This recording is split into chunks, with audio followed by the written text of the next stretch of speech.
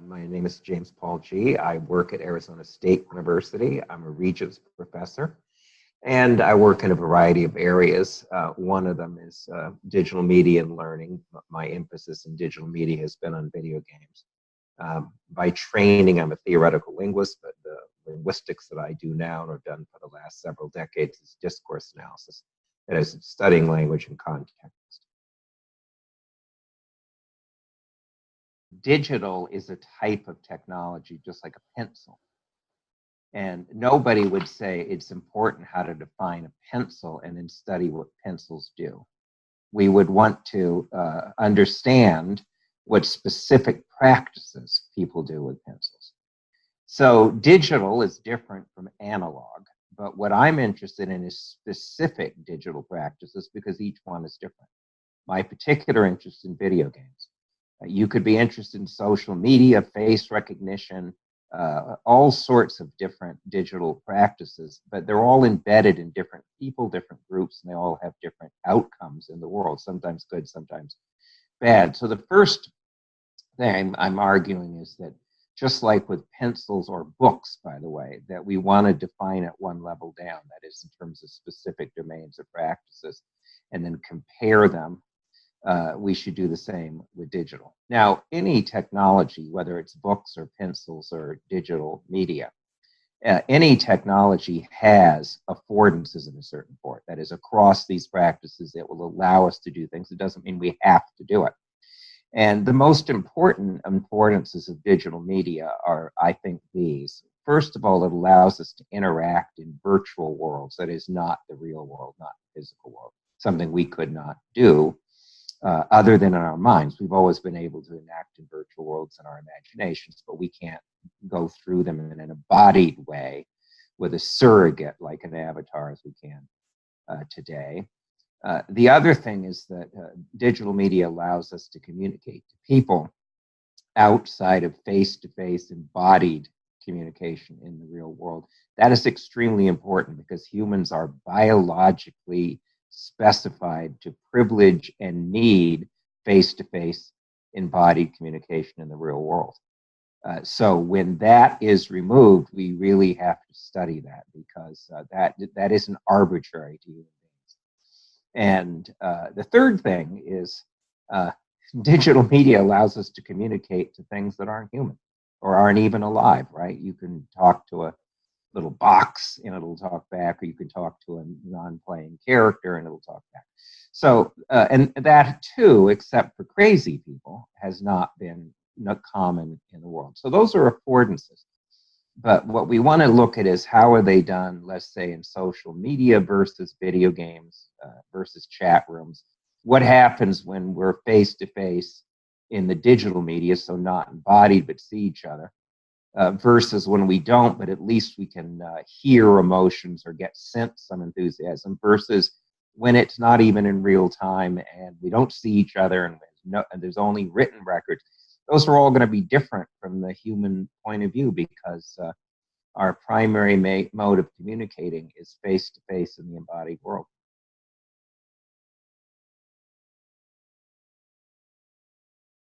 They provide an opportunity for brand new research because, and this is not, I think, well understood, if you're going to treat a digital technology like social media or video games as a meaningful enterprise, as a semiotic system, it means it must have a grammar, right? The way semiotic systems work is there's a structure or form to the communication. We can divide the communication into parts and wholes and pieces and how they connect. There has to be a grammar.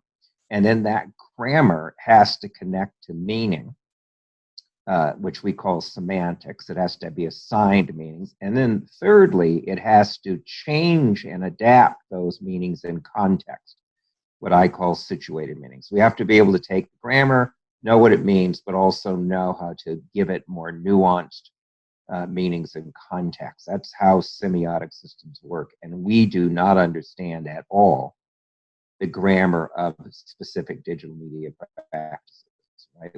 We don't have the tools to study them yet. First, for one thing, they're multimodal, right? Game has got pictures and sound and language, oral and written. and it's multimodal. And the game is, so each of those modes has its own grammar. But then all of them together as the semiotic domain of a video game has a grammar at a higher order.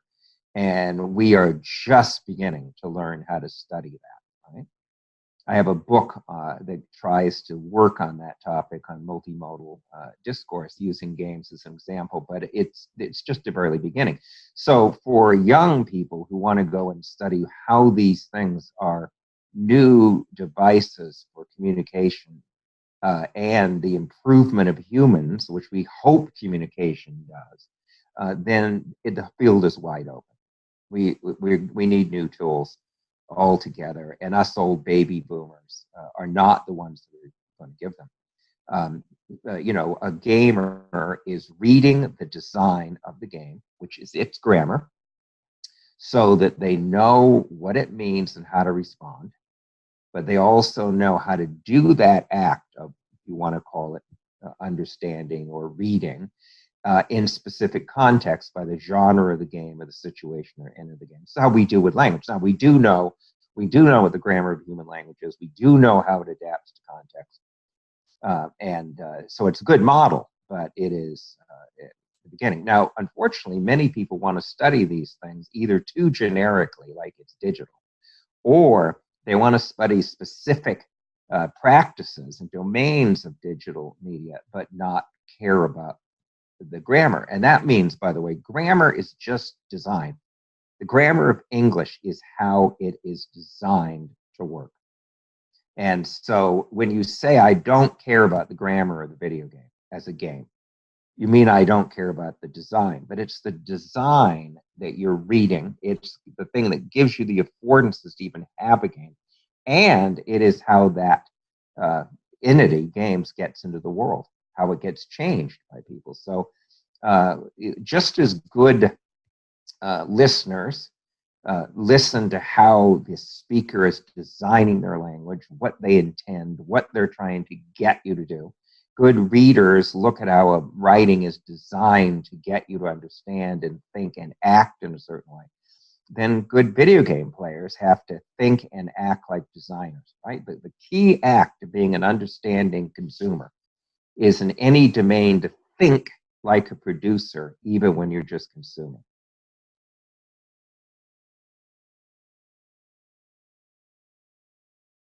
I'm going to just take it from video games. Here's an interesting thing. When I wrote my book on video games, showing that they incorporate good learning principles, that they can be powerful forms of learning and teaching. They don't have to be, but they can be when they're used correctly. It interested me, and it's interested me since, that nobody has made that argument for social media until very recently, that social media is a powerful way of learning and teaching and organizing. I think years after writing the book, the reason that we kind of went after really studying what the potential merits of game technology was, because it was primarily associated with males, and females were primarily associated with social media. And we kind of took it for granted that what females doing is probably just social and trivial, and what males are doing is technological and non-trivial. And of course, that is utterly false. All my work on affinity spaces, which has been what I've done the last 10 years, is really directed towards social media aspects, and they're just as powerful. Now, anytime you make an argument that a technology, whether it's pencils or books or games, social media, could be good for school, you face a problem. We have been complaining about teacher education in schools for 100 years. The complaints have never changed, right? That tells you something interesting. We could not possibly be really interested in changing it if we harped on the same thing for 100 years and never changed it. Now, the thing that I predicted would happen as we were beginning to get games, going into school after my book, is that there was going to be a real contest between people who wanted to just commodify the game, make it a spiffed up form of skill and drill or textbook or something, and essentially put it into school in a way that didn't change the paradigm, but just spiffed it up a And I knew there would be a lot of money behind that. And eventually, all the publishers, the Pearsons, McGraw Hills, and all these people who were very far behind in digital media have all gone into making digital media and digital games for school. And it's all commodified, and it is no improvement in a deep way.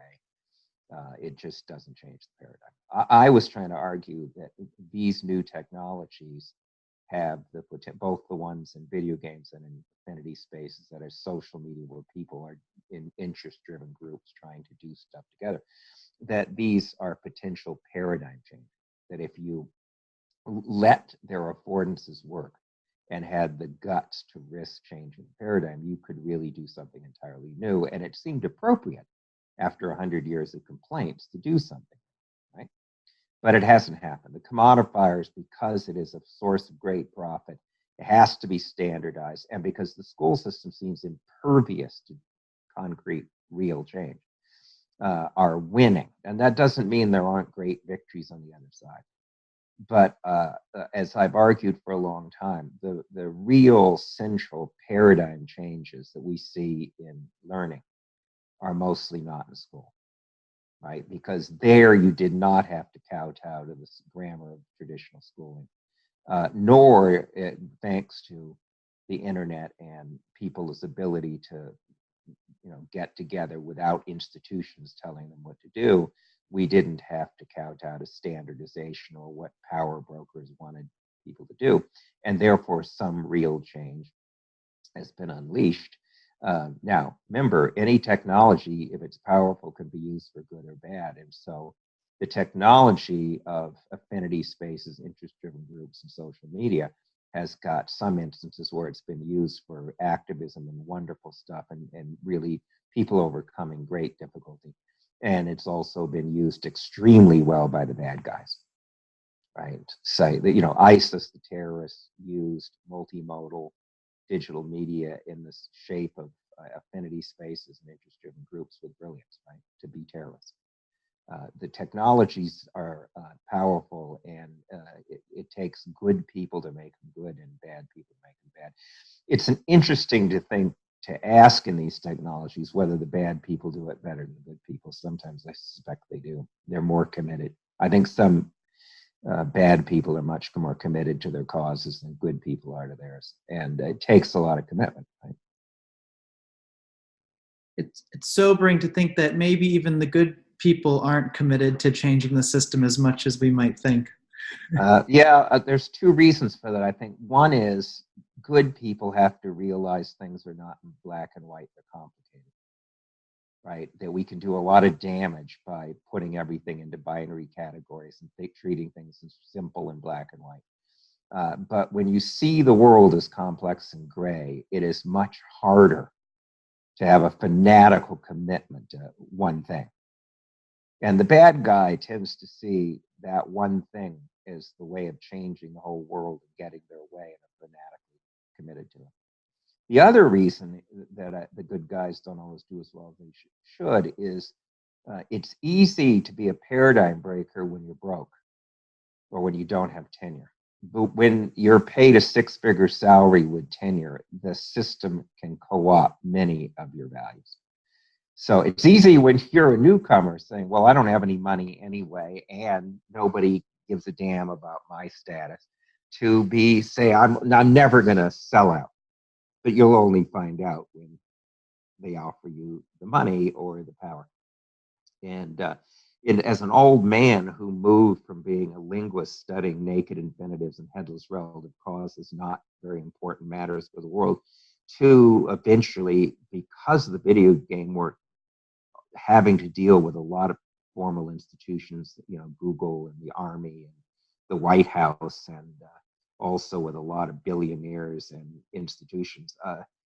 Towards the end of my career, I have sat at the table of power with very rich and powerful people. And it is illuminating to see how powerfully the influence is to sell out, but also how little of true commitment to intelligence and good is at the table.